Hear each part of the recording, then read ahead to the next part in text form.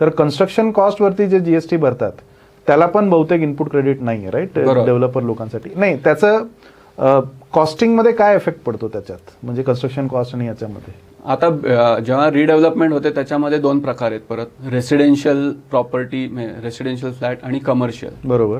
तर जिथे रेसिडेन्शियलचा विषय आता जो आपण प्रिडॉमिनंटली डिस्कस करतोय रेसिडेन्शियल ह्याच्यामध्ये, तिथे बिल्डरला इनपुट टॅक्स क्रेडिट मिळत नाही. What is input tax credit? Input tax credit म्हणजे बिल्डर जे काही खरेदी करतोय, मग त्यात सिमेंट असेल, स्टील असेल, वाळू असेल, ब्रिक्स असतील, अनेक प्रकारचे हे लेबर असेल, तसं FSI आता आपण जो बोलू, या सगळ्यावर जीएसटी लागतो.